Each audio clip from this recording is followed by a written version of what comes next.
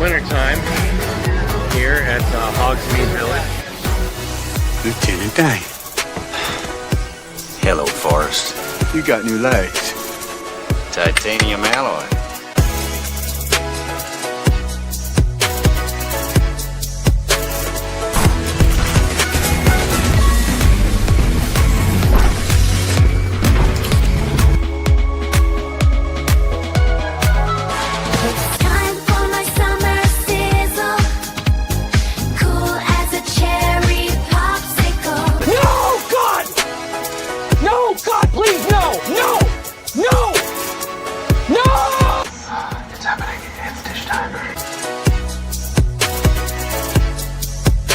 I always want to do this in front of you.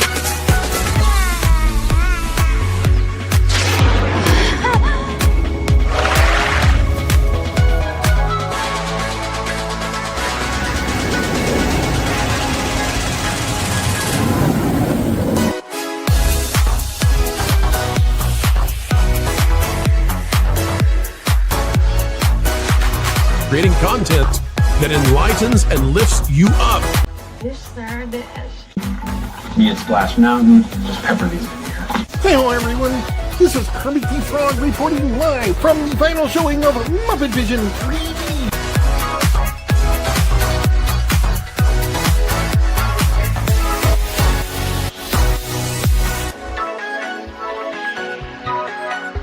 Right? God, I missed our daily dishes. Yes, indeed.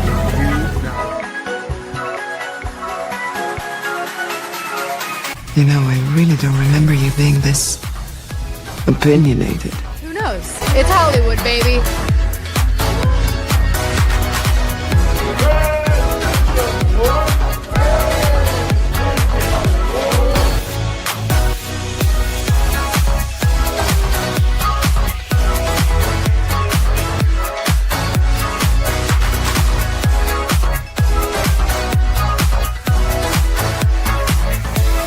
Ladies and gentlemen, it's time for the dish! Hey. So, let's dish. What do you want to dish about? Anything you guys want. This is your time. Welcome back, Fun Fam! And if you're brand new to the channel, welcome in to Follow the Bradley's Fun. This is The Dish, and I hope that wherever you are, you're having a fabulous day, fabulous night, fabulous evening, fabulous middle of the day, whenever it is. I hope it's fabulous. I hope it's phenomenal. And I hope that you are in good spirits as we are here on the show. Beautiful evening outside. Where's my beautiful moonlit night out there? It's amazing because it looks so much the same as it does every night when I'm doing the show. My beautiful wife popped in. Happy anniversary yesterday to my beautiful wife. Virginia Itzus Tesoros is her newest channel. I probably botched the name. Sorry, baby. But that is her shopping channel, and she's getting going on that. So please do subscribe over there. Our moderator and great wrench Go and Shogi is not with us tonight because he is celebrating his birthday. So happy birthday to Go and Shogi. But I do want to say hi to everybody that is here because, as you know, if you've showed up, you are the energon that gets this guy to transform and roll out of, well, at this point in time, it was rolling out of the Skyliner to be here with you guys tonight. Boy, these are good. I needed to refuel. Energy!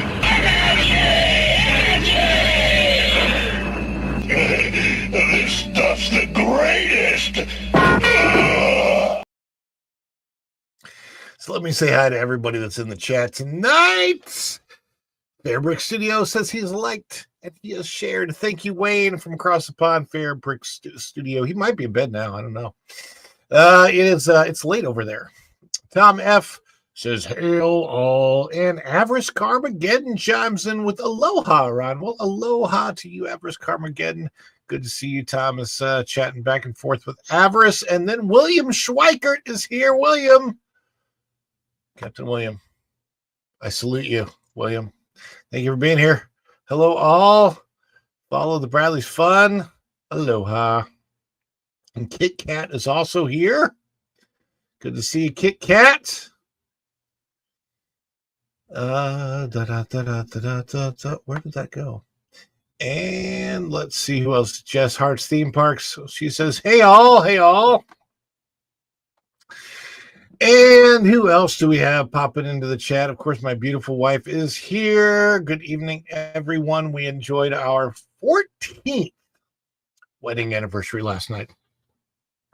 14 years. I don't know how she has put up with me for 14 years, but I am here and not in jail, so that's good. So, and she's going to throw me behind bars one of these days, I swear. Linda F is here. Hello, Linda. And my beautiful wife says, hello, Tom, Linda, William, Fairbricks, Kitty Cat, Jess, Disney Secret Kingdom, chiming in from across the states, from the West Coast. Good to see you guys. All right, Brittany.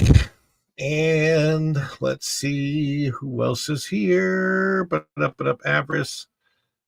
And Mr. Fulton Mraz says, hello, Ron, and everybody. Everyone, today is me and my girlfriend, Kaylee, and we're celebrating our 11th anniversary celebration this weekend. Well, happy anniversary to you and Caitlin, Mr. Fulton Mraz. Congratulations. Happy anniversary. And, where did that one go? Yes, there. Happy 14th. May you have more anniversaries. I certainly hope to have many, many, many, living to be 100 and have like 60 anniversaries, or I don't know. I think that would be right. Why don't we got married when we were both right? Good to see you. Good to see you. Yeah, and it's also going to be good to see my guest. Before we bring the guest in, I want to let you know that we have a sale. Wait, William says, what does William say first? Captain, thanks, Ron, but I wasn't an officer. My rank was Chief Petty Officer. They called me Chief. Well, hello, Chief. I still salute you. I was nothing but an actor who played like I was in the Army. But I had to do a lot of saluting. Somebody from the Army actually came in and taught us the proper way to salute, which is why I salute. I think that I do it properly. Oh no. And we had a member milestone chat from Mr. Fulton Moraz. 5 months. Congratulations, 5 months. We lost Jane Goodall, and she has passed away at 91. I had not heard that. I feel bad. I don't want to play a celebration video for that chat. That is sad. Do we have? I don't know that we have an appropriate video. Okay, here. How about this one? It would have been nice if she would have stuck around with us because we wanted more. Is that everyone? But you wanted more? Yes, Jane. We wanted more, and sorry to know that she has passed. That's the first time I'm hearing that. Yeah. That's definitely, and yeah, absolutely. I have been so busy today. Been out and about. Let me get this on the screen for you all. Got to get this up here. All right, share. All right. Add that to the stage. Okay, so follow the Bradley's Fun. So the spread shop right now, we've got 20% off for the next 5 days. So if you go to the spread shop, and I will put the link in the chat. If you want to purchase something from the spread shop, there is the link. And if you go right now, you click up top to on where it says redeem, and it is 20% off everything right now. So we have the shirts. This design is the Rip Reed E Creek design, and I'll blow it up for you so you can see it. It's really funny. Here lies the ashes of Reed E Creek. With foot stuck in mouth, their outlook turned bleak. So you can wear that shirt. It's a good one for Halloween, and it's really, really funny. And if you wear it to the park, it would be so funny for anybody that wears that to Disneyland or Disney World. Disneyland, it would be really funny because people would wonder what the heck it is. Disney World, people would be like, Reedy Creek, what is that? Oh gosh, I would get a kick out of that. My mom just popped in, by the way. Say hi to my mom. Hi, Mom. But yes, there is the link to the spread shop. If you purchase something from the spread shop during the show, let me know. We'll celebrate that just like we would any other super chat. We do have a goal on the supers tonight. 5. If we hit the goal, by the way, to hit the goal, it's a super chat of anything, 99 cents and up. So you don't have to spend a lot of money there. But if we do hit the goal, it's the first day of the month. And of course, we want to get the month started off right. And we will tell you stories from our childhood. What is Reedy Creek? Yes, exactly. Reedy Creek, Walt Disney World. Yeah. So yes, absolutely. And some of the other designs, of course, there are more than one design, obviously. So if we go back up to, let's look at all the other products that are there. So this is the Reedy Creek design. We've got the Follow the Bradleys Fun YouTube channel design logo merchandise, and you can see what that looks like. And that can go on many different items. So we've got hats and aprons and mugs and t-shirts and all the likes, long sleeve t-shirts. Those are nice. You got a baby onesie. I don't know why you'd want to put it on a baby onesie, but and then we've got the dish, right? So you've got the if you're a fan of the dish, you want to let people know that you are a fan of the dish, then you've got that. All of this merchandise, most of the shirts and stuff, you can change the background color, you can change the color of the shirt. And then, of course, we've got the Make Disney Walt Again, which is basically about bringing the spirit of Walt back into Walt Disney World or Walt Disneyland. But yeah, so that is the spread shop. So if you get a chance and you want to purchase something at 20% off and you buy something, you let me know. Well, then we will celebrate that, just as we will celebrate any of the supers, any of the member chats, milestone chats, or any gifted memberships, or anybody becomes a member of the channel. We will celebrate any of that. What does a celebration look like? Well, it could look something a little bit like this. Is it too much? Too much? It's a birthday! Oh, this is just the best of my scene.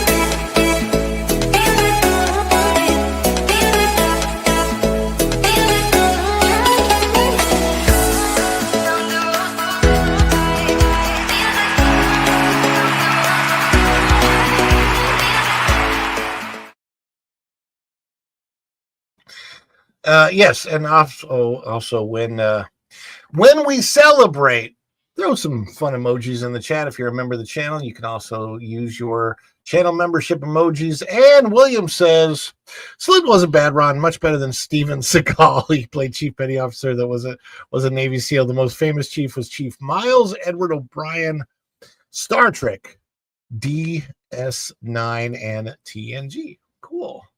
Deep Space Nine and the Next Generation. That's cool. Very, very cool. Okay, so thank you for the celebrations, and let's start to bring on our panel. Afternoon, everybody.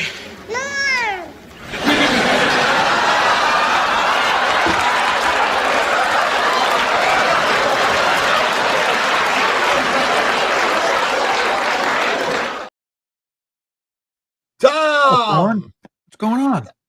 Well, I've had a busy day checking out walls. Oh, so I'm thinking you didn't go to Walmart. You went to... I went to Walt Disney World. Walt Disney, okay. Let me tell you, but I guess they really, really want you to just get used to it right now, because right now when you check in at the ticket the TTC, Ticket Transportation Ticket Center. That's all walled off now. They've got that behind construction walls. I'm not even kidding. The very first thing you see when you are dropped off at the Ticket and Transportation Center, it's behind walls. I guess they're fixing the ticket booths or something back there. Yes, absolutely, Carmageddon. It is walled. Get more tickets. I don't think it's happening. Walled at Disney World. Yeah. Oh my gosh. Yeah, they're consistent in their team. Everything's walls. You're not wrong, man. It is. It's.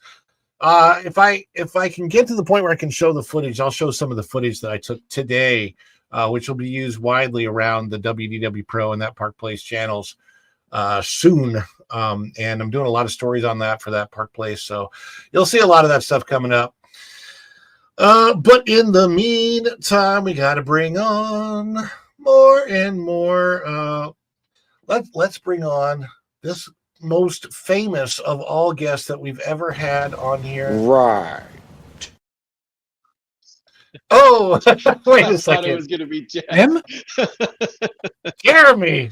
Famous He's Jeremy. famously, I don't know.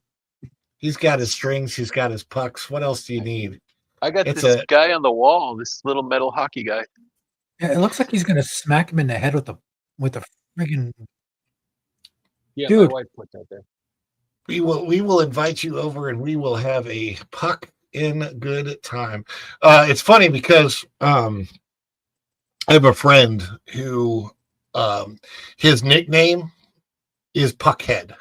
Oh no. Yeah, no, I mean that's like everybody calls him Puckhead. He's been Puckhead for I don't know, probably I guess his whole life since he was a teenager or whatever. He goes by Puckhead, and I think you can even look up his YouTube channel, Jason Puckhead Diebold. Yeah. So yeah, I mean, there's a lot of puck heads out there. I guess you just got to say the word very, very carefully on YouTube. And I think I hear a knock at the door. Is there somebody else back there?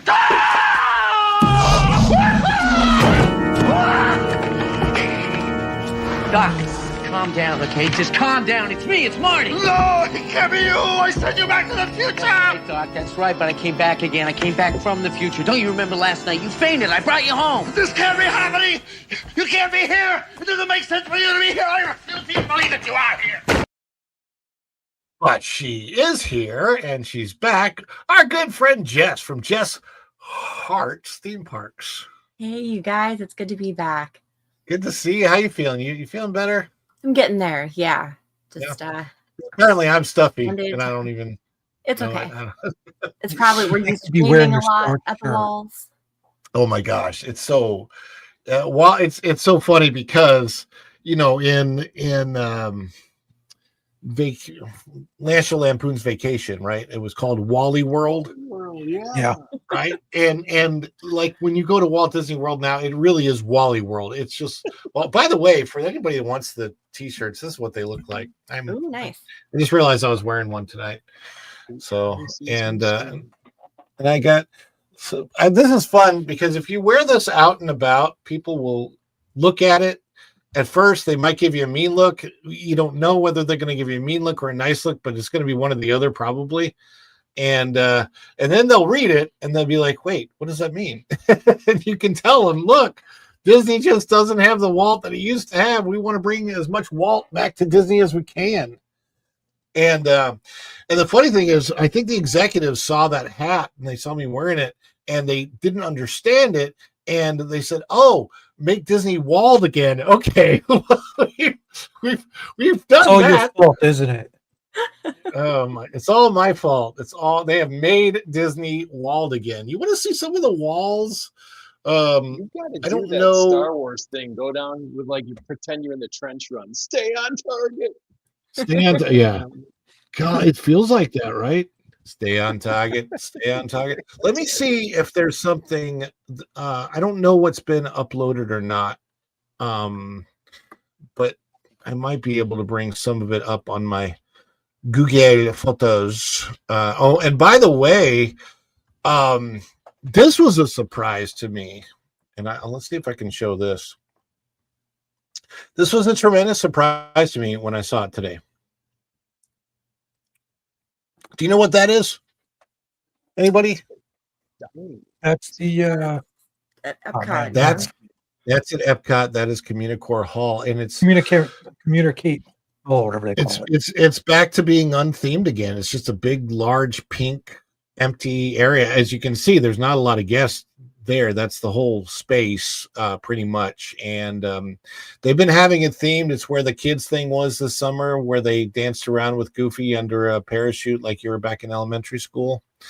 No, I would say that it's not even close to being as nice as a college food court. Like, not even, like, literally when I went to school, and I went to the college in the 1990s, and food courts were way better than this at college back then. And there were people in them.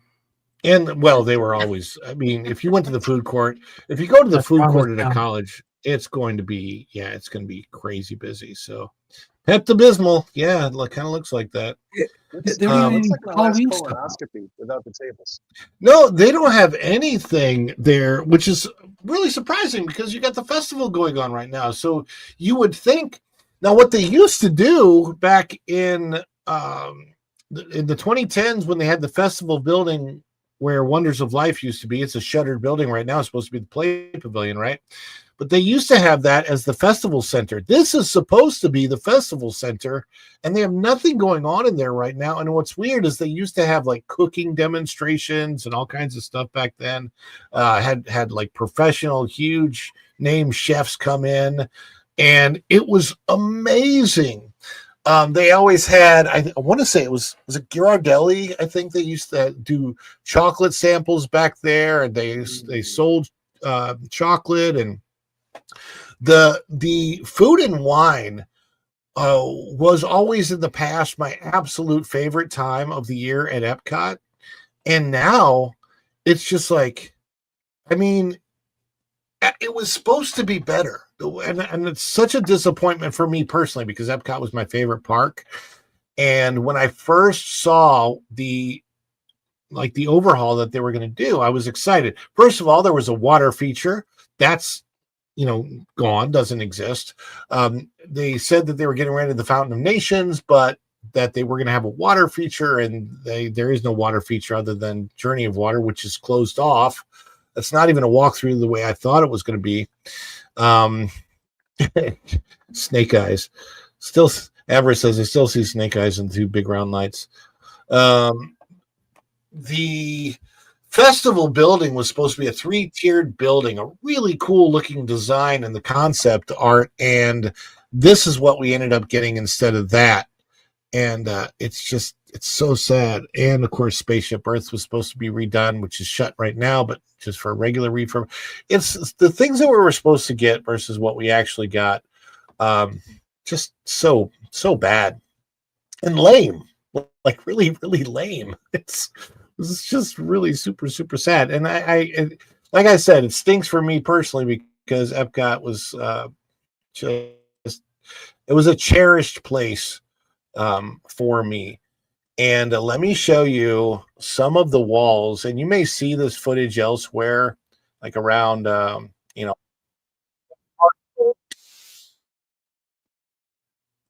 want to mute this. But just so you can see, so I was out there today. This is Hollywood Studios. And this is one of the construction walls at Hollywood Studios right now. And there are lots and lots and lots of construction walls going on at the studios at the moment. This is one. And let's see if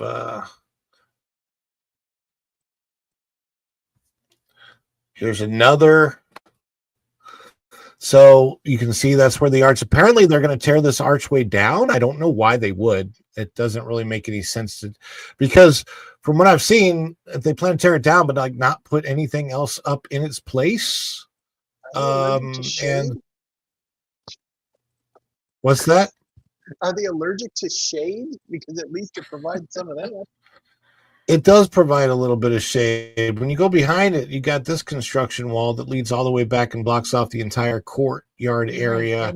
When you see Star Wars launch bay back there. That's where they're going to replace it, and they're going to replace it with the magic of Disney animation. When I was talking with the cast member said, because there used to be another gift shop back there as well, and they didn't know whether that gift shop was going to reopen. Yeah, that's Hollywood Studios, okay? Just Hollywood Studios. But wait, there's more. I mean, it's just, oh my gosh. Let me get to Magic Kingdom and show you what I was able to see out there. Wow.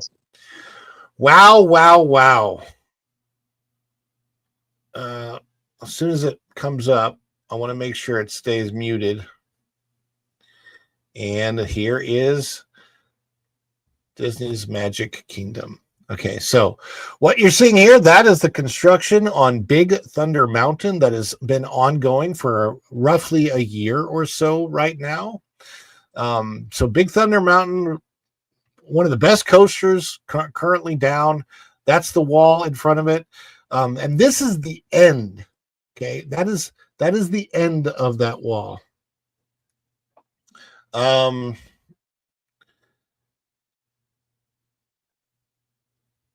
And let me see if I've got a lot more video footage of some of the other. All right, so there.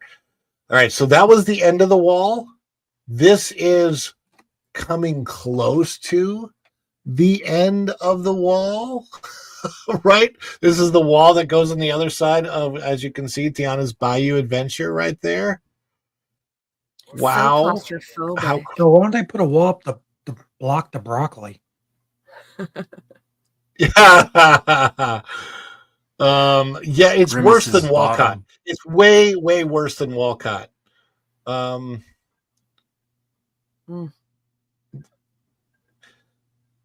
This one is blocking off the Rivers of America old area. It's weird because you've got some decor that they couldn't block off there, I guess, exactly. And this wall now stretches, and this is just like a berm that they've put up on the outside of the Rivers of America.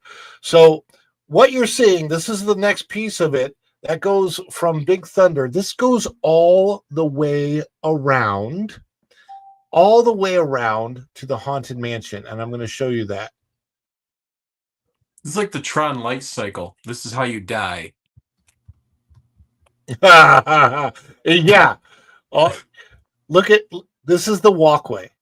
This is the walkway now. Now, I have to say, I guess the walls are a little bit less of an eyesore than the empty river that looks disgusting, but I mean, it's just kind of bizarro land. The thing that look how long this is. Knowing how long this stuff's going to be up like this, I think makes it even worse. Yeah. Okay, so they're just starting. People to be a rat in a maze. Well, I mean, if you're lucky, you're staying on the outside of all these walls.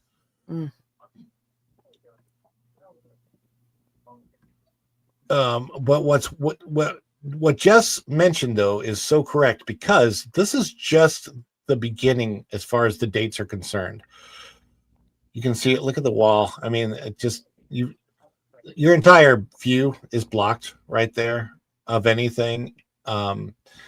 I would assume most people are now going to be staying off this walkway. They're certainly not going to have the Chippendale meet and greet that they had there for such a long time.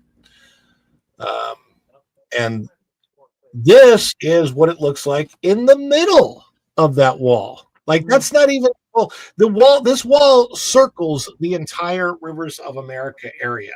It goes all the way back around to the Haunted Mansion. It goes in front of Liberty Square. It's just there you go. There's the beginning part of the wall right there. Wow. Now, from here, if you watch this video, If you look around on the right-hand side, you can see in the background Haunted Mansion. That wall stretches all the way back and around to the Haunted Mansion. So it's walled off literally from the Haunted Mansion all the way around. I would say that's got to be more than 1,000 feet of walled area that you're walking in front of. It has to be more than 1,000 feet. It's got to be maybe 1,200 feet, maybe the space of about 3 football fields. And this is at Magic Kingdom. This is not even Animal Kingdom. So now you've seen the walls at Magic and at Hollywood. And I think I just took pictures of the walls. I don't even have video of the walls at Animal Kingdom, but people are still paying full price for the tickets and full price for the lightning lanes. So I feel sorry for these people. It's ridiculous. Is it a good time? So here's the debate. Is it a good time to go to Walt Disney World because it's walled off and less people are probably going and maybe the crowds are lighter? If they discount the I don't know, tickets, what do you think? I mean, if they would do it, you know. And then I don't know that they're going to discount. I think they have specials, but there's all rates for Florida families. See, the problem is if you're coming from New Jersey, like the people I talked to today, or you're coming from out of the States or whatever, you may not know exactly how many rides are down. That is an excellent question. There's only 6 rides open in Animal Kingdom, only 6 right now. At Magic Kingdom, you've got part of the train down. You've got Big Thunder Mountain is down, and then whatever goes down during the day. So, yeah, when Tiana's Bayou Adventure goes down or whatever else. Yeah, did they ever work out any problems where they got that running more than it was? I think so. The line waits aren't very long for. When I was out there today, the wait was 25 minutes, but it wasn't worth going on it for me because I've been on it enough times. It's just not.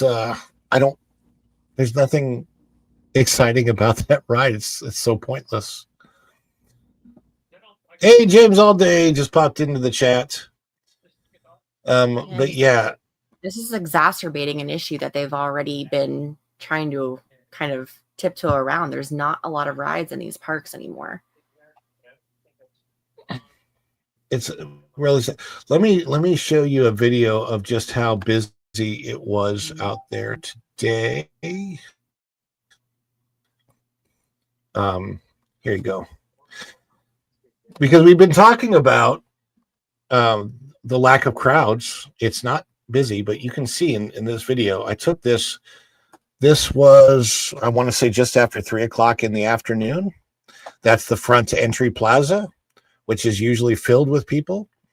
And this is at the Magic Kingdom, the flagship theme park. Took this from the top of the train station. Guys, this is real video. I took it today. You can't really argue with the numbers. I mean, the fact that literally that first street in front of the train station is completely empty and void of people. There's a couple people walking around. And as as they filter into Main Street, there's a few more people because at the time the Dapper Dans were singing, and that's the crowd they got. This is just the reality. So is it a good time to go? I don't know. If you're local and you're a pass holder and you can use your pass, maybe it's a good time to get out there and wade through all this construction. But if you're vacationing here, I would maybe suggest that now is not necessarily the best time to do Walt Disney World, or at least investigate before you come to see what is or is not going to be open. And understand you're going to run into a lot of construction at these theme parks, and your time and money might be better spent at Universal at the moment. What I would suggest, though, if you are coming to Walt Disney World, don't get lightning lanes. You do not need them. Today, when I was out there today, the highest posted wait, I think, ended up being 45 or 50 minutes for Tron. And the posted weights are not necessarily, the actual weights. Dan's Life at the Kingdom says, yep, it's time to head to Universal. And speaking of Dan's Life at the Kingdom, I think we have something to celebrate here where we've got some supers. Again, Mr. Fulton Mraz reminds us that we lost Jane Goodall. She passed away at age 91. Very sad. But Dan's Life at the Kingdom says Stardust Racers aren't going anywhere. We'll get to that story in a minute because I'm telling you, I think that Benjamin Crump wants it torn down. And Andy W. chiming in, member for 8 months. The walls would make me feel claustrophobic. I think the walls would make everybody feel claustrophobic. Let's do a little celebration for these member milestone chats. I think it's time for a Wookiee dance.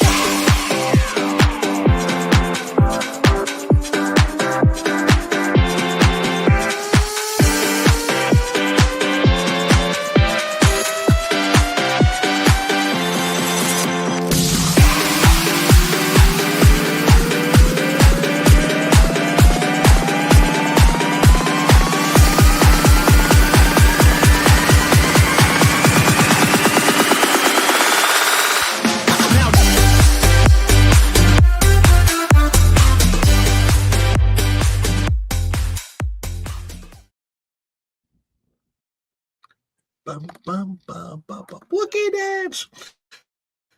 Thank you for those member chats. Yeah, we are getting a little bit of an echo, guys. So if somebody has on a monitor, I don't know where the echo is coming from. There's a little bit. Hello, echo one, echo bass. And I wanted to see if I have any other. Okay, I'm going to mute. Any other footage that. Hello, check 1 2, check 1 2. Might have. I think we're good now. Oh, there are more walls. There are more walls to show. Oh no. My goodness. Remember I said right when you get to the ticket. I know. Oh no. The Ticket and Transportation Center. When you very first get to, if you're going to the Magic Kingdom, the first place that you have to come to is the Ticket and Transportation Center. There's the Ticket and Transportation Center. The very first thing that you see before you ever go into the Magic Kingdom is walls, construction walls. And so there they are. At least they set expectations. That building right at the very beginning of your video on the far right, that used to be a gift shop, didn't it? Has that not ever reopened? It has not opened. I have not seen it open since the pandemic. And it's still marked as a gift shop. You can still look in the windows. I don't know if they have the windows blacked out or not. They might have them blacked out. But this is the construction that you see, and then you get on the other side of it, and this is what the construction walls look like. It's blocked up. So normally when you're walking back to your car, if you parked there, you would go all the way to the left side of this, where that lady is with the stroller at the very end. Obviously, also Ticket and Transportation Center, the main hub for coming into and leaving Magic Kingdom. As you notice, there are no people. Okay. There's literally no people around there either coming into or going away from Magic Kingdom at this time. It's literally that. Yeah, not busy. 40s Mandalorian. Wait a second. I went to click on your chat. There it is. Disney has a serious PR problem. People just don't trust them anymore because they are a family brand that doesn't believe in family values. You're absolutely correct. It's one of the biggest problems they're having right now is their identity as a company is as confusing as the identity of Hollywood Studios and what kind of a park that is supposed to be, because Disney has always stood for being a family brand. And yes, they have offshoots and fan offshoots like Touchstone Pictures, which was more of an adult brand, but not in the theme parks. And now when you go into the theme parks, you're not 100% sure whether you're going to see a dude in a dress working as a cast member, and putting on the wrong kind of show, not the kind of fantasy that's supposed to be the kind of fantasy for kids, but the wrong kind of show altogether. Yeah, very confusing, very ugly. You're 100% right, Jess. Like, you've been going to, and I've seen your videos, Jess, of your park in Ohio. What's it called? Cedar Point. Cedar Point. You've been going to Cedar Point. Cedar Point, I'm assuming, is seasonal and probably closes down over the winter, does all their work then, correct? Right, yeah. Okay, so it's true that the Magic Kingdom doesn't have that option, right? What's weird, though, is typically, this is the Halloween season at Magic Kingdom. September is a seasonal month that's usually off, right? It's usually usual that September is a slow month. October, however, gets busy. I'm really surprised that they've chosen now to do all this. A lot of times they'll do it after the first 2 weeks of January. That's when you see construction walls go up. That's when you see refurbs take place. Cali River Rapids goes down for a couple of weeks. They make sure that's refurbed. That's typical. But I have never in my entire life, 16 years going to Walt Disney World as either a pass holder or a cast member, I've never seen it like this before. I've never seen it in this condition. What do you think? I don't know. It feels like they're kind of trying to just throw everything in as fast as they can get walls up. But it's not like they didn't know that Epic was coming down the road. And I don't know. It's weird. It's like they're acting in a way that they're surprised that they need to get all of this done. So they're just doing it all at the same time. I agree. I think it's very, very strange because like I said, I've never seen anything like this before in all my years of going to Walt Disney World. And I totally understand the need for refurbs and construction and all that stuff, but so much all at once and to happen right now is just a little bit strange. And it's some of the things that are going away are just sad. I think some of it's, maybe some of it's going to be good, but I also think that it's much, much harder to trust Disney now than it used to be, as far as what we're expecting, coming from them with the way that Imagineering has been lately. There's a Muppet Courtyard, what was Muppet Courtyard, and you can see the construction walls up in front of that, so that everything around Galaxy's Edge, going to Galaxy's Edge, that's all blocked off as well. So, and Hollywood Studios has just as many construction walls as Magic Kingdom and Animal Kingdom. That's what's so weird. I mean, it's not just a few construction walls. It's not just like one little isolated place. It would be one thing if it was just that, just that area. But check this out. This is crazy. How about these construction walls? Get this up on the screen. What are they working on there? So you got bathrooms behind there. You've got facilities areas. Then they've got stuff going on behind Galaxy's Edge. So this is the entryway between Toy Story Land and Galaxy's Edge. Mm-hmm. And you've got all these construction walls back there. That is 3 totally different sections of the park that are all walled off to guests. I mean, it is absolutely nuts. And I wish that I would have taken video at Animal Kingdom. I got a bunch of pictures the other day, but I'm just, I don't know. It's really, really surprising. All of that being said, let's get to our main story of the night, which I have to switch things around for. And let me see here. What isn't being worked on that people can look forward to doing? Right now, Epcot's the only thing. There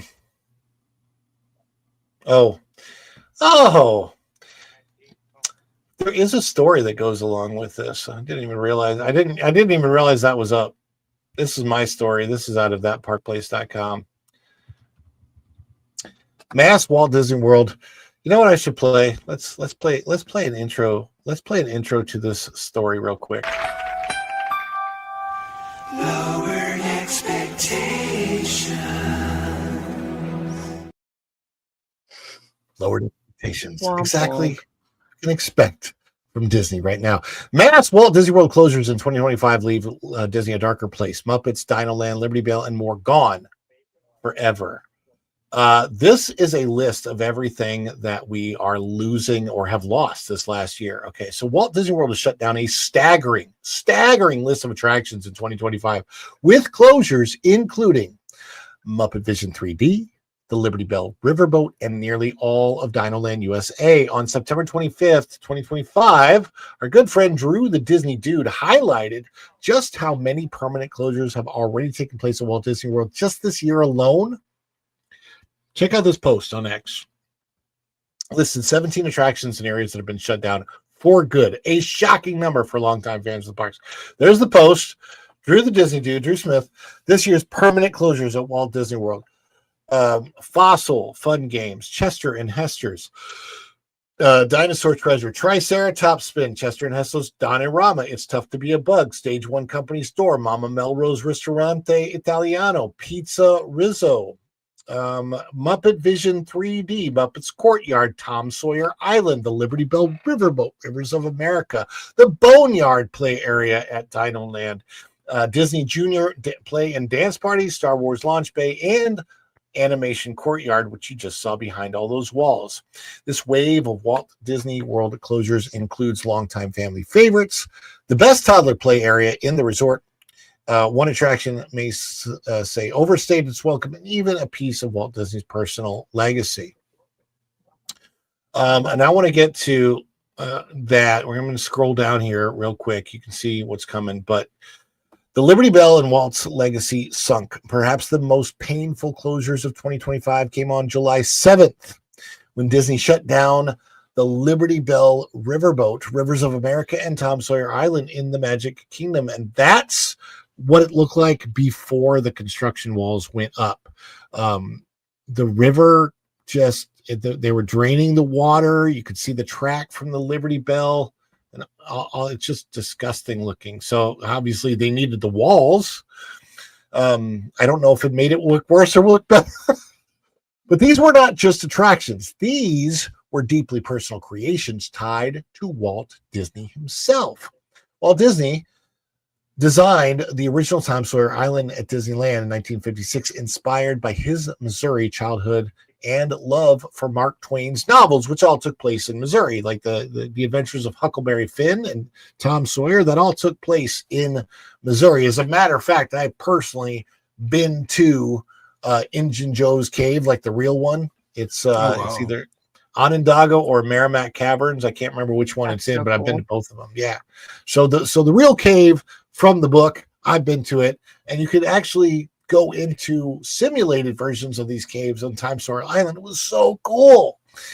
His brother Roy ensured that the legacy carried into Walt Disney World with his own island, riverboat, and the Rivers of America. Now, this entire piece of history is gone and set to be replaced by this car-themed land called Pissed On Peak. Like, is it really because they've pissed on the legacy of Walt Disney? Is that what they're doing? Is that why the name? What do you think, guys? Seriously, I want to get your input on this. I'm gonna hold my my tongue a little bit because yellow showers are no fun if I'm going to a park. Yeah.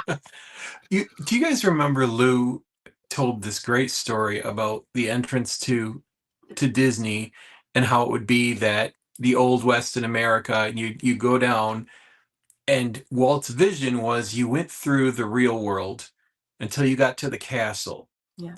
Up until that, it was real Americana, real parts of America, real parts of American life. And he was so passionate about that theming. And then after the castle was supposed to be the fantasy, and that represented Walt's own journey of the hard work and the ingenuity until you get to that castle, and then you create the fantasy. And it feels like that critical part of Walt's own journey has been plucked out of the park. I agree 100%. I mean, that's what they've lost.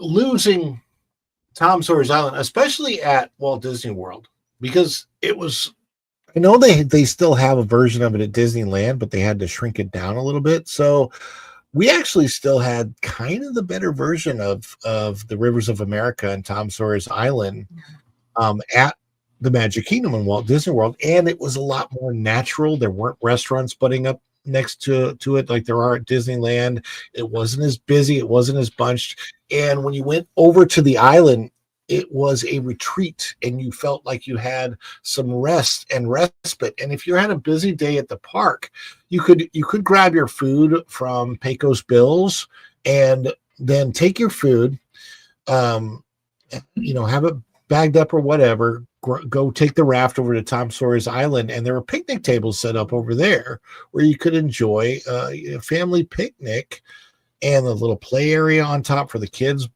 by the picnic tables. And then, of course, the kids could run around and discover the caves and all. It was a blast. And obviously, I've got our last visit to the island up on the channel, which people can see. But yeah, it's definitely an area that I think is going to be missed. Before we do leave all of Walt Disney World, the construction, Piston Peak that's coming, and everything else, anybody else have final thoughts on this?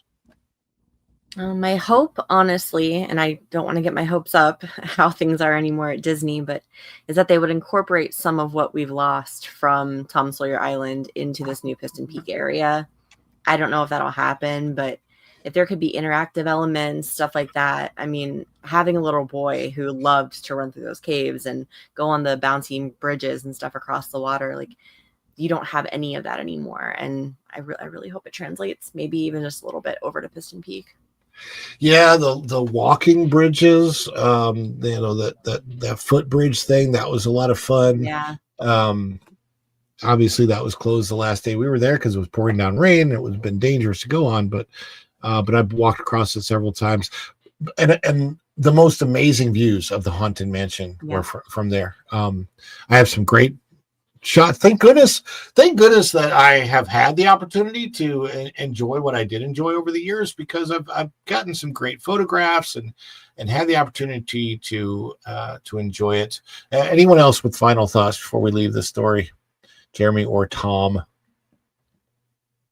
It's just too bad. I think you said it, and I can't stop thinking about it now. They really have plucked Walt out of Disney.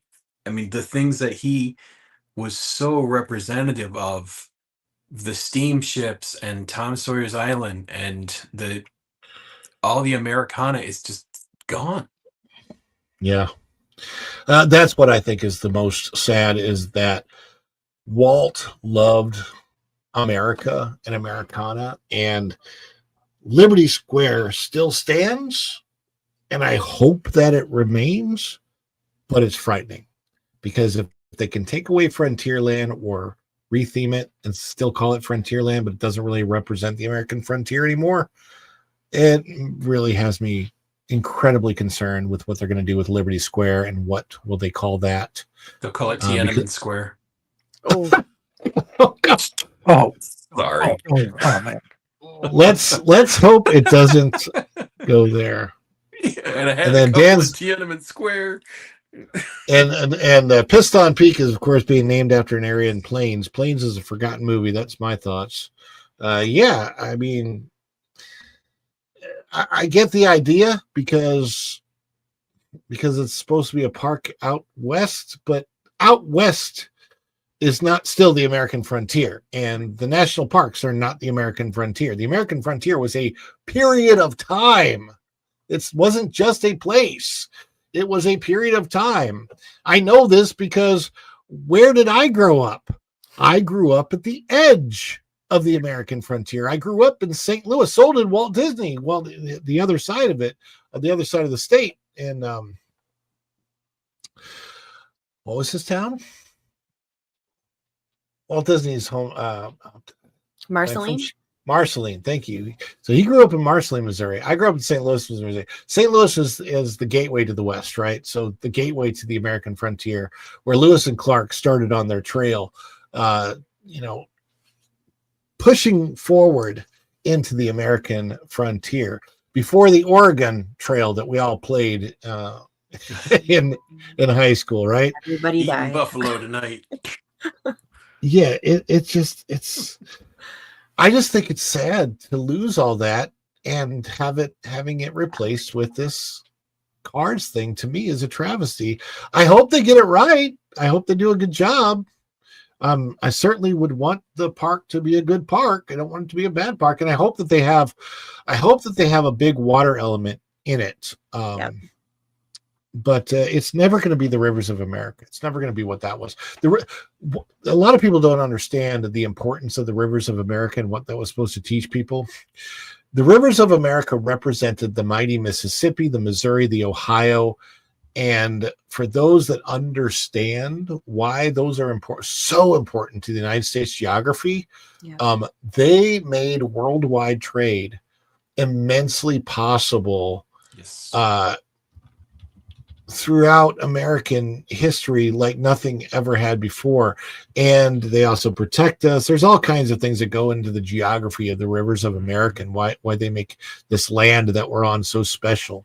There's a lot to learn from all of that. And I think it's sad that we're going away from that.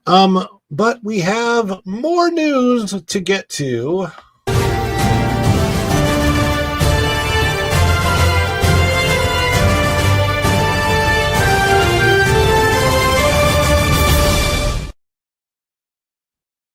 Epic Universe Stardust Racers. Yes, you saw it in the headline on the thumbnail. They're under fire as new injury claims emerge. And they emerged from the attorney for Rodriguez family. There is a photograph of Stardust Racers that is at Epic Universe, and there was a press conference held yesterday by Benjamin Crump. Now, a couple of things. I've been following this story. I've been writing for that Park Place, and a couple of things about this story. So here is basically what has unfolded thus far. On Wednesday, the 17th of September, unfortunately, there was a situation where this 32-year-old young man who was confined to a wheelchair for a spinal situation that he'd had throughout his life. He was a theme park enthusiast. He had been on many coasters before. Didn't seem like this would be an issue to him, but went on the ride. Apparently fell unconscious, like right at the beginning of the ride, got knocked around, and suffered injuries that led to his passing. Okay, so oh dear gosh. So that's what happened. So he fell unconscious when he first got on the ride. I'm assuming that it had to be at the launch or something like that, because supposedly he was unconscious throughout the ride and getting banged back and forth. So how is that Universal's fault? Well, that's the thing. There's warning signs. There's all kinds. Yeah. It has to do with the attorney that the family hired is the same attorney that represented the estate of George Floyd. Oh, dear. Yeah, okay. Historically, he doesn't always take these cases on in good faith. So that's where we're starting off with the story tonight. The fallout from the September the 17th, 2025 death of Kevin Rodriguez Zavala is only intensifying. On September the 30th, nationally known civil rights attorney Ben Crump held a press conference where he revealed that several more riders have come forward with disturbing new claims of injuries on the Stardust Racers roller coaster at Universal's or Universal Orlando's Epic Universe. Okay, brand new park.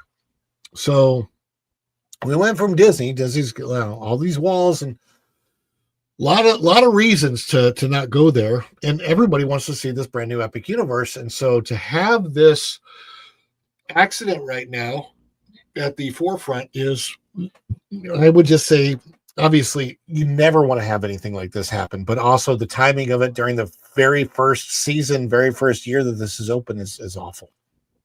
Crump, yeah, go ahead. It's like, okay, you get on it. It could happen to anybody. I can get on anything, have a heart attack, pass out. But if you're gonna pass out something that fierce and you don't wake up from getting jostled around, something else is wrong. I mean, it stinks the guy passed. Don't get, that's not what I'm saying. It's not a good thing, but it's a risk everybody takes who goes to a theme park. They're not called theme parks because there's no risk. Tom, did you go on it? Have you been on Stardust? That one I didn't get on, and I'll tell you why I didn't get on it, because I looked at the I know what my injury was, and I wasn't going to chance it. So there you go. So Tom, perfect example, hasn't ridden the ride. I did ride the ride. I've been on this coaster, and I will tell you that it scared the living daylights out of me because it's a thrill coaster. It's a high thrill coaster. It is supposed to be. It's fast. It's high. It's got twists and turns, and it's scary, but it's also fun. Dan's Life of the Kingdom someone has with been a on. damaged spinal column on that, someone who is already confined to a wheelchair under that type of ride. That seems really well. And he had to have assistance getting on the ride as well. He wasn't able to do it on his own. That should be a no. Right. Like I feel terrible, obviously, anytime someone loses their life, but there's more to this. Like clearly he had health problems, That's sad. Yeah. So there's definitely other things going on. But here is what Crump said. Crump said the new reports echo the allegations of Sandy Streets. Sandy Streets claimed that earlier this year, the ride left her with permanent head and neck trauma. So she had ridden, I believe, the 30th of April. She filed a lawsuit against Universal. Universal settled that very, very quickly. There's no... it's not really known what the settlement was. She was asking for $50,000 to $75,000. I don't know what the settlement was for. It's undisclosed. So I don't know if she got exactly what she was asking for, or if she got much less, or if she was just, one of the ambulance chasers, as they say. So I can't speculate on that. But here's what she said. According to Crump, witnesses and riders are now describing similar problems: violent ride motion, faulty restraints, and physical impacts that go beyond what should be expected on a thrill ride. I have been on this, and therefore I kind of disagree with that. One woman in a statement shared through a GoFundMe fundraiser that she said she lost consciousness on the coaster in May and sustained spinal injuries. So here's my question. Why did she have a GoFundMe for that and not a lawsuit against Universal? So that's an interesting thing. Others claim they were violently thrown against the ride's restraints or even experienced restraint malfunctions during the course of the ride. Crump pointed to these testimonies as proof that Zavala's case is not an isolated incident, but part of a pattern of ongoing safety issues. And then he blasted Universal's oversight. He was highly critical of Universal's handling of earlier complaints. He argued that if the company had taken the warning seriously, safety improvements could have been made long before Zavala's death. And his quote, here's a quote. "These injuries were red flags," Crump said, calling Universal's response inadequate. He also took aim at Florida's regulatory system. So there's a picture of the roller coaster. You can see it as a dueling coaster. It's got twin tracks. It's very, very cool. But he went so far as to take aim at the state. He goes, major theme parks like Universal and Disney are exempt from the state's routine ride inspections, instead required only to self-report incidents. But see, the thing is, there's no reason for them to hide anything. Like, they wouldn't want to do that because it would come out. It would be bad. Crump argued that the self-policing model leaves guests vulnerable and called for stricter external oversight. As part of his legal team's demands, Crump has requested ride video footage, maintenance logs, and inspection records. So far, Universal has not complied. He insists the ride should remain closed until independent investigators gain access to those materials. So I think he should just grow the Crump away. I mean, hey, and that's the thing. I got to that in this article. And again, if you get a chance, go over to that Park Place, read the whole thing. Fans push back. Reopen Stardust Racers. This is the fan pushback. While Crump has demanded the coaster remain closed, a vocal segment of coaster enthusiasts is calling for the opposite on social media. Many fans argue that Stardust Racers should reopen immediately despite the ongoing investigation. So this is from Theme Park Talker on X. Been so pro investigation on Stardust Racers, but we're at the point where the family is being selfish requesting the ride to stay closed. You can't bring someone back. It's a horribly sad tragedy accident, and I donated. But millions of riders, one incident, ride and team functioned normally. I'm going to go back in time here. Back to Action Park days. Where was this guy then? Yeah. Sorry, but people died there. People got hurt there. You didn't see this type of crap going on. I mean, it's happened all over the place. You know, we had that situation a couple years ago with that individual who was from St. Louis who passed on the big up and down ride attraction. Right. That was because apparently there was more to this story. This was a person who also, he should not have been allowed on the ride.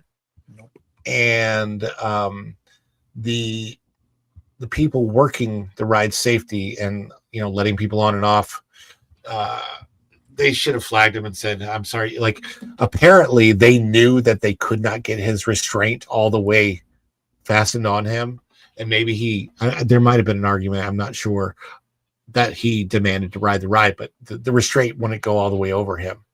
And he fell off. They've taken that ride down, but there were some issues with the manufacturer and the guidebook not being followed and a couple of things. So far, as far as the Stardust Racers incident, they found none of that.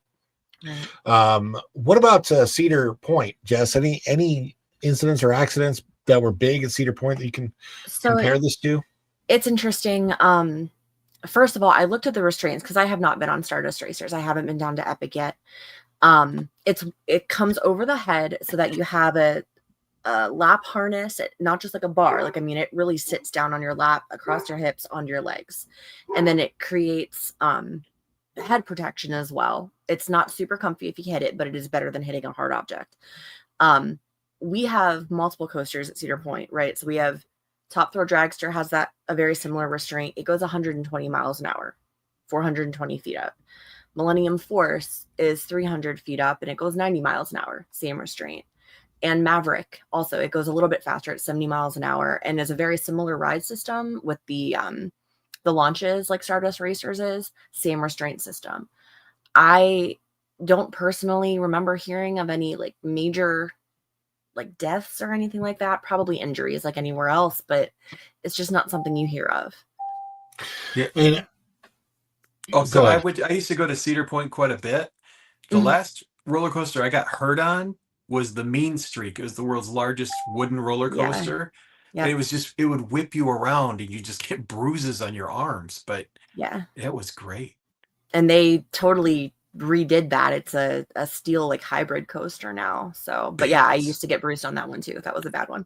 I mean, the thing about coasters, they are thrill rides, but I mean, I have my own issues with coasters. I was much more of a coaster enthusiast when I was younger than I am now because I'm older and, you know, the bones and the muscles and the things, they change, right? And not for everybody, but they're not like the most uncomfortable coaster to me right now is actually Space Mountain at the Magic Kingdom. It's very 1970s and it's super shaky. And I don't like that. I don't like the feeling like this the entire time I'm on a coaster. Yeah. I love smooth coasters and stuff. The Hulk I went on recently, freaking-tastic. It shoots out well. It's so smooth. It's the Incredible Hulk coaster at Islands of Adventure. Velocicoaster is awesome, scary. Velocicoaster, Dan's Life of the Kingdom says this. Velocicoaster and Stardust, very, very similar. But I love the element of Stardust Racers, like Dueling Dragons, where it's a dueling coaster.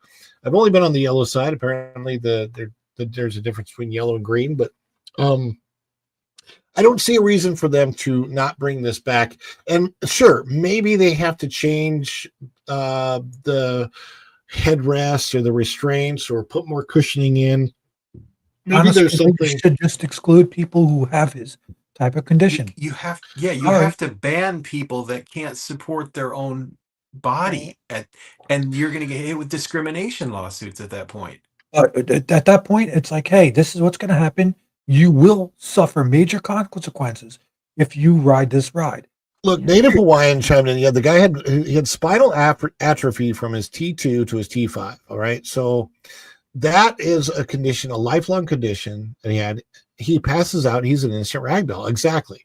So, but the thing is, it's not up to Universal to prevent that person from going on the ride if they demand to go, and it's not like a size issue. All of the restraints. He was under the restraints that fit on him properly, and they acted the way they were supposed to. He didn't act the way that he was supposed to do. This could have been a William seizure says, of some kind. Right. People should know that some of these coasters, your body is being subjected to G-forces that combat pilots experiences. The study was conducted a few years ago that confirmed this. Yeah, absolutely. Those parts of that you're restrained, but that's the whole kind of joy of it, right? That's the whole that feeling of whoa, it's exciting, right?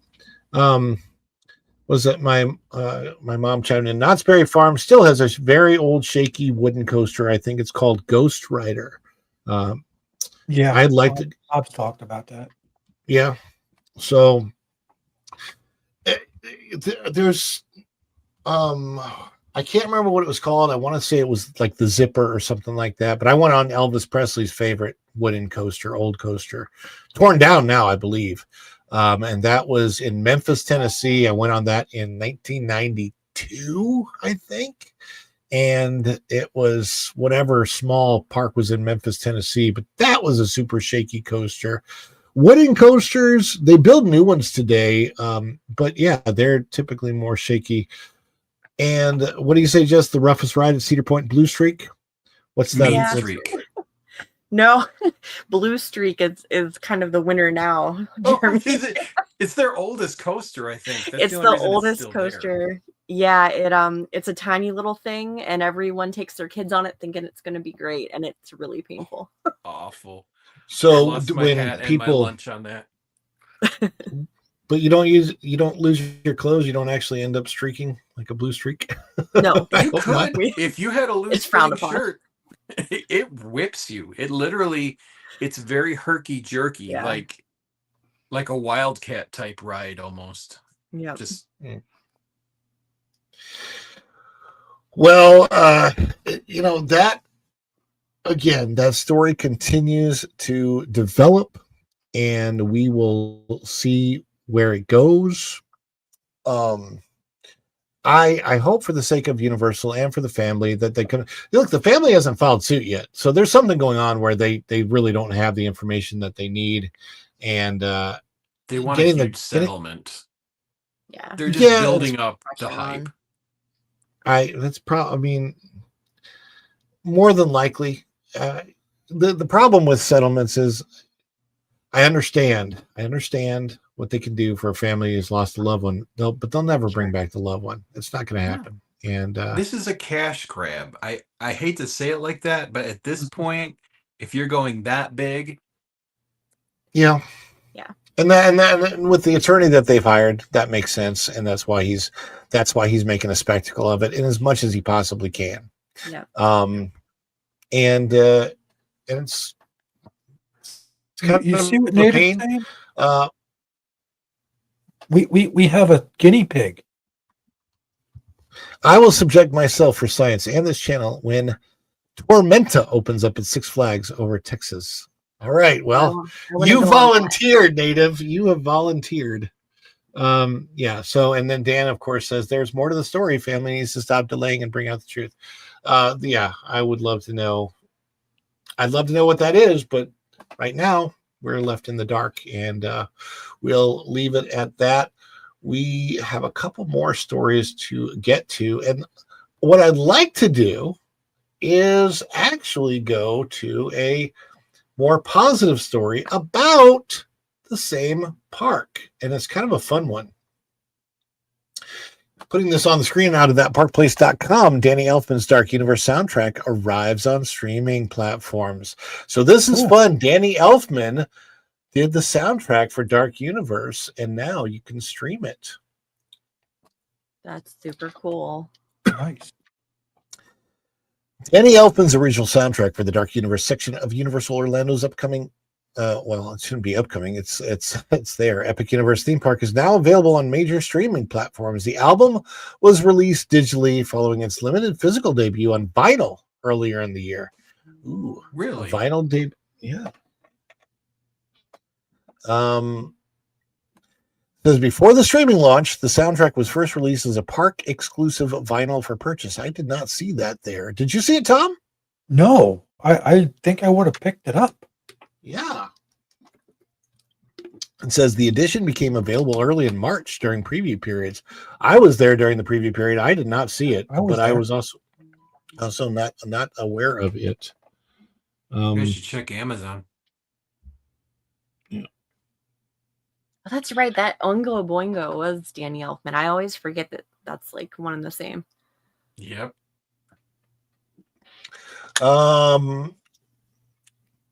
It was sold only at Dark Universe merchandise locations within the park. The initial vinyl stock sold out quickly. Maybe that's why we didn't find it there, Tom. It says that the initial vinyl stock sold out quickly. Universal restocked the vinyl on May 22nd. Okay, that was after that I went there, because I went there on the 17th to coincide with the official opening of Epic Universe. Guess the album has since remained a feature product in the Dark Universe retail area. Well, if they have it, when I go back, I'm going to get it, because I have a limited vinyl collection, and I would love to add that. That's cool. Do you have an? Oh, I'm sorry, Ron. No, go ahead. Go ahead. Do you have an older record player, or do you have one of the new ones that has like a Bluetooth connection? I don't have a record player. I just have a. I have a vinyl. I have a vinyl collection. I don't have anything to play it on currently. Really? Yeah. All right, we need to get you a record player. But because of that, my vinyl is actually staying in very good shape. So it's not played. If you hold it up to your ear, maybe. Look, you can hear the I'm gonna get you a needle and thread. Oh my god! I have no way. I'm not using that. Look, I have the original Star Wars double sleeve vinyl album. So do I. And I have that one. I have the original long form Rapper's Delight from 1977. Oh my gosh. And they're unplayed. They've been played. They just haven't been played for like 30 years. I have the Jackson 5.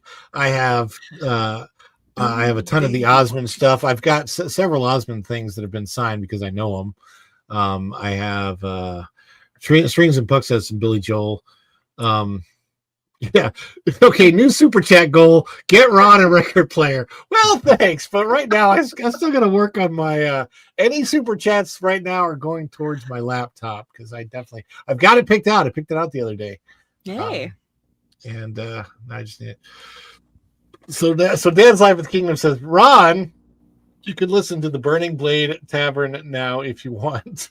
Yeah, I think that's really, really cool. I think this is an awesome story and an awesome idea. So did they say what streaming platforms they're on? That's what I'm looking for. Okay, so the Dark Universe album contains 16 original tracks by Elfman. The music was created specifically for Universal's themed land, blends elements of gothic horror with the studio's legacy for monster films. The score is heard throughout the area's streets, restaurants, and shops, as well as in attractions, including Monsters Unchained, the Frankenstein Experiment, and The Curse of the werewolf. The track titles include Dark Universe Fanfare. I believe that sounds something like this. Da-da-da-da-dun. Da-da-da-da-dun-dun. Da-da-da-da-da. No, wait, no, never mind. That's Batman. Okay. Do Bat Dance. Also, Dance. Oh, God. I love those songs back in the day. All that Prince stuff. That was so the funny. secondary album they did for that movie, and I loved it. I loved it too. All those Prince songs were great. Monster Effin' Open the Doors, Victoria's Monsters, Experimental Trials, and so on and so forth. I'm not going to go down the whole list. But let's see. Names. Yeah. The runtime is approximately 40 minutes. I'm going to see if I can go down. Okay, so let's see.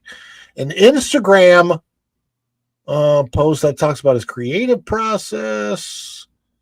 I'm trying to see.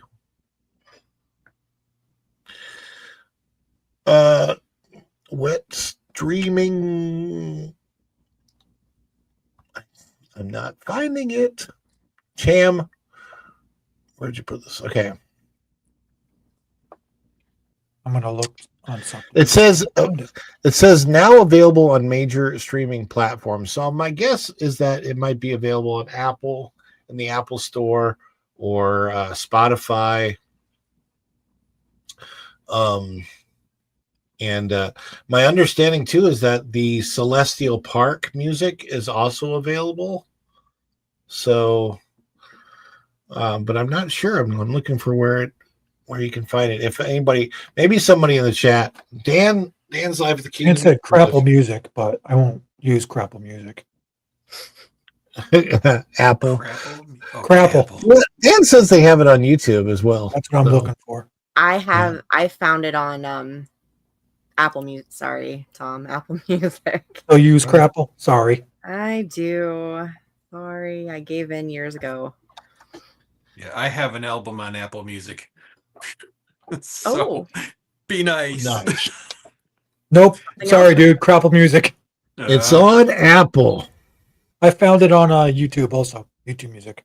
There you I go. have an YouTube album on Music. YouTube.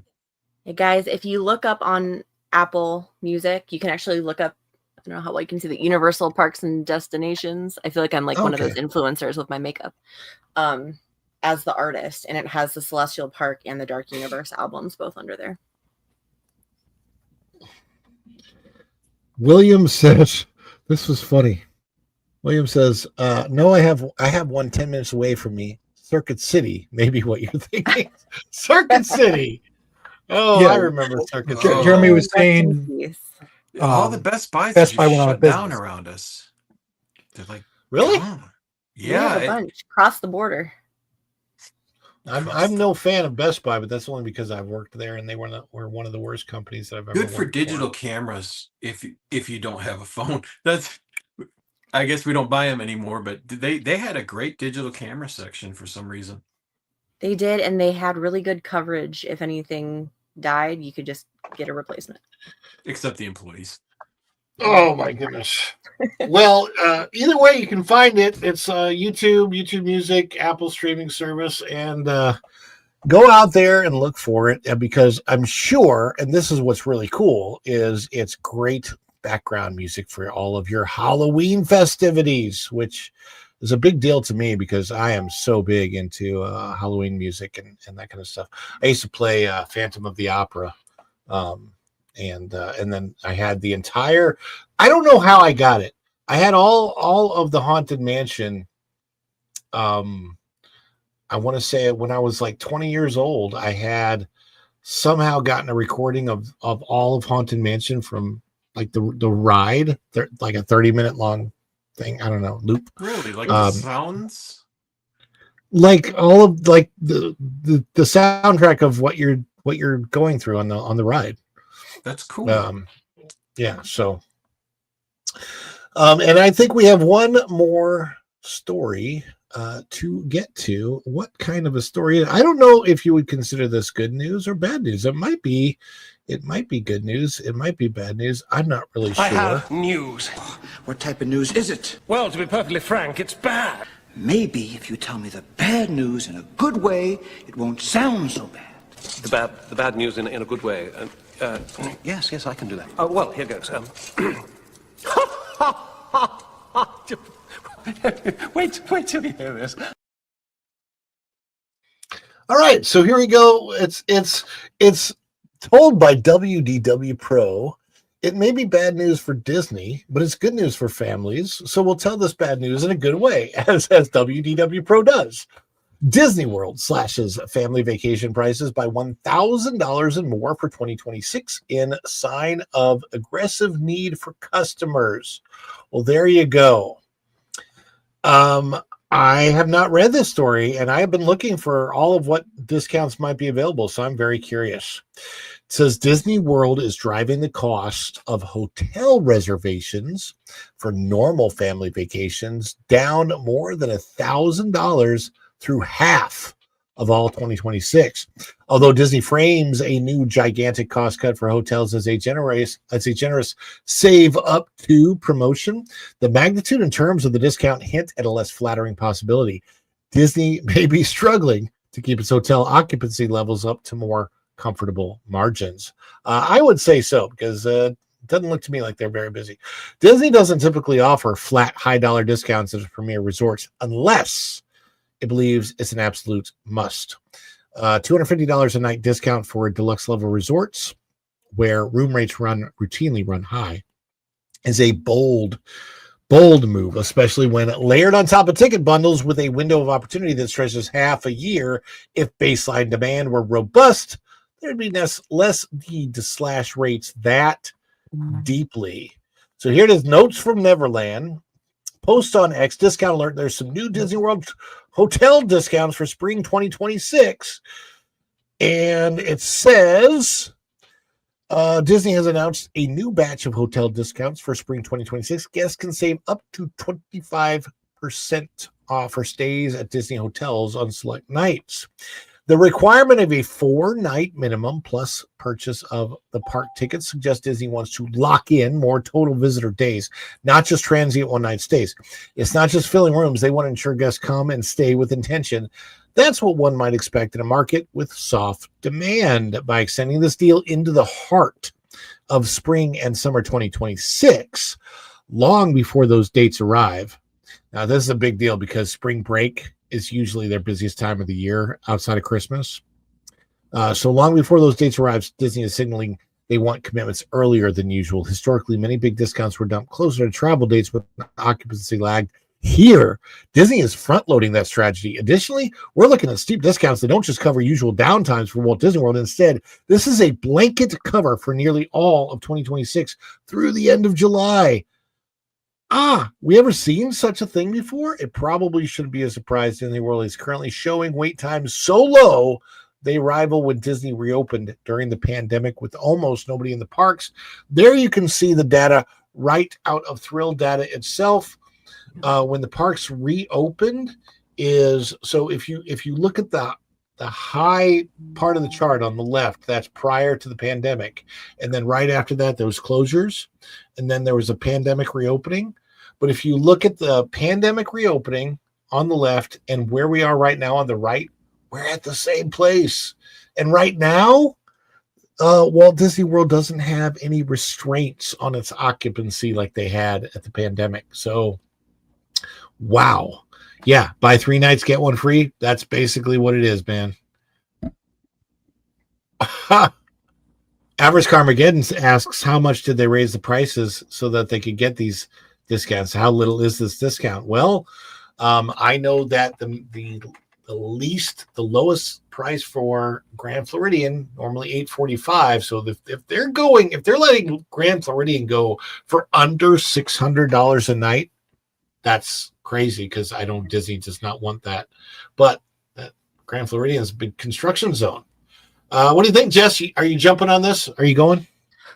So much so we're moving there next year. I know I can't personally afford a deluxe resort rate. I hope that this lets some families get down there, but I would also hate for this current environment with walls everywhere to be someone's first trip. Oh, God. If Like, it's that would be sad. I saw those buttons today, you know, like the first visit buttons, and I'm like, well, I Yeah. feel bad for these people. That would, you know what? Can you imagine? I would be at that customer service going, Yeah. I just dragged my whole family here. They're giving us something because this is ridiculous.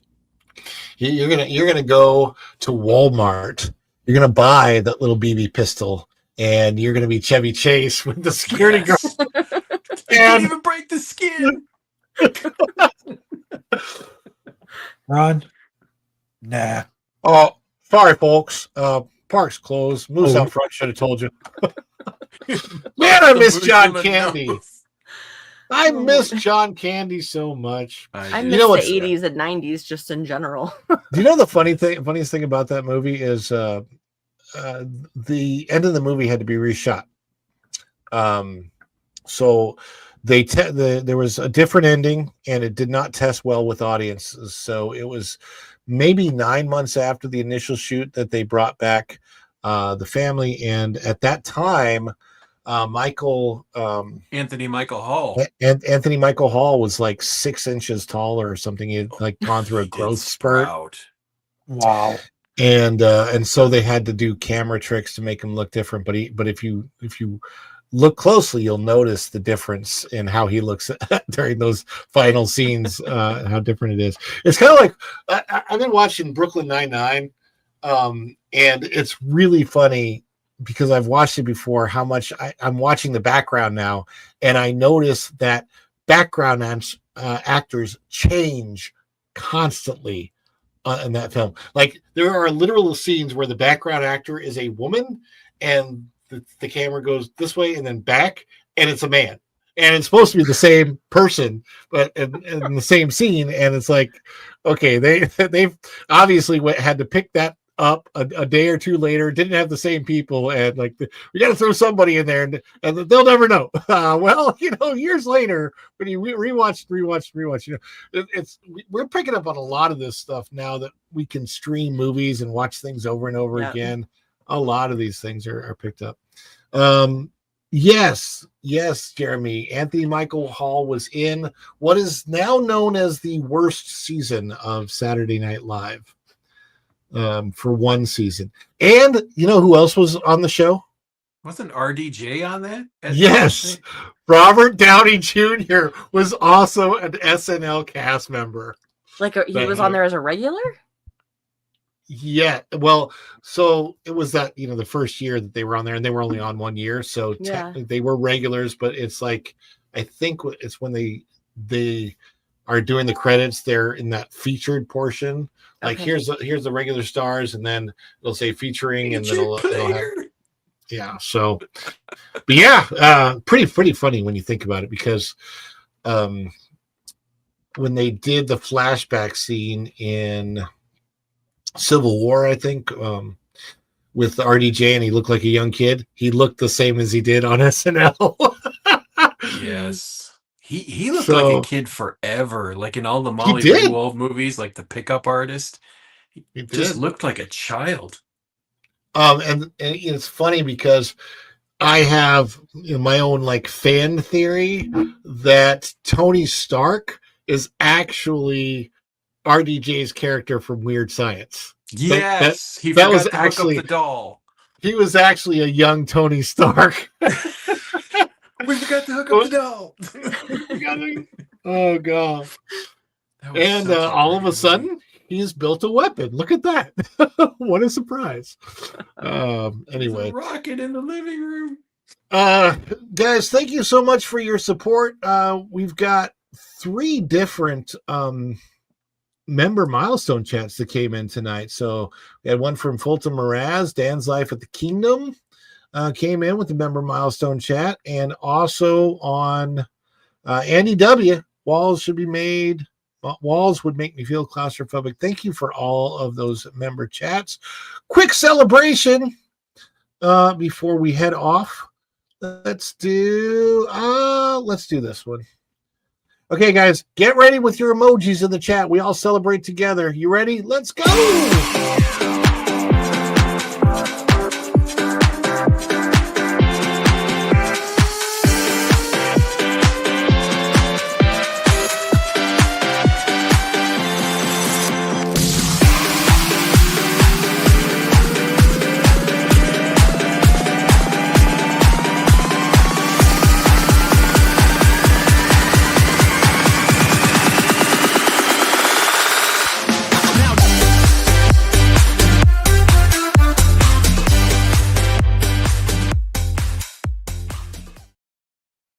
Man, that Chewbacca it's got the moves. Man, that's when Star Wars at Hollywood Studios was fun. Galaxy's Edge is like like Star Wars prison. You secretly was Chewbacca for one of those dances, weren't you? It's possible. What's the minimum height if you're going to play Chewbacca?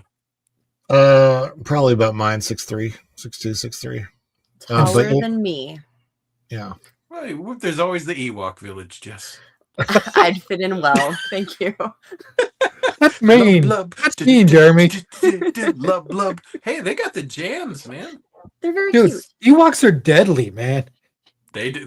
Yeah. They got spears twice their own height. And they're cannibalistic. Wouldn't you be? They look delicious. Yes. Tom, tell us where people can find you. All over the place. Swinging the Blue Wrench. Yeah, I got the Blue Wrench. I got to get it out. It's here. It's here. Being the pro show, messing with his audience, making sure everybody's listening and behaving. Lorena's, Dadman's, too many places. But hopefully I'll get some rocket launches going, and I don't know, maybe I'll do a pop-up live stream this weekend someplace. There you go. Jeremy, tell us about Strings and Pucks. Absolutely. Please come over to Strings and Pucks. I have songs that are introduced on Sundays and Tuesdays. And then this Friday, I have my first sponsored demonstration. I was sponsored by Black Mountain Picks, kind of because of the type of music I play, and it's very exciting. Very cool. So go over to Strings and Pucks, subscribe, check him out. And Jess hearts the theme park. I do. Thank you all for being here. We love seeing you. You guys, I'm at almost 700 subs on the YouTube. Yay! It just blew up. I think people like Halloween time stuff. So if you haven't gotten over there, come check it out. I'd love to have you. And like Jeremy was saying, he's got a really good voice. Go see his stuff too. You'll like it. There you go. Thank you, Jess Hart's Theme Parks. And I can be found here at Follow the Bradley's Fun or on the WDW Pro Show. We are, by the way, going to stream right into the WDW Pro Show, but there will be a little bit of a break, so we'll raid over there. But I should probably eat something since I've eaten nothing today. So I'm going to try to eat. I'm going to try to eat. I'll eat Ewok meat. Yeah, so... So again, and yeah, if you're not subscribed to Follow the Bradley's Fun, please do subscribe to Follow the Bradley's Fun. Hit the like button if you haven't hit the like button. Share this out on your social medias, and of course, we always encourage you to click that notification bell. When you click it, you stick it to the YouTube algorithm, and you get notified of all of our uploads here at Follow the Bradley's Fun. We've got other fun things on the way. I should be back with another dish Sunday afternoon at 3:15, right after Hollywood Backlot with Lou and you on the old T3PO channel. Thank you to all of my guests, Tom, Jeremy, and Jess, for being here tonight. And thank you to all of the mods. And thank you for the member milestone chats and all of your support. You guys are awesome. We appreciate every single one of you. And until the next time, we will see you real soon. Bye, everybody. Ciao. This is done, man. Cleans them down to the shop.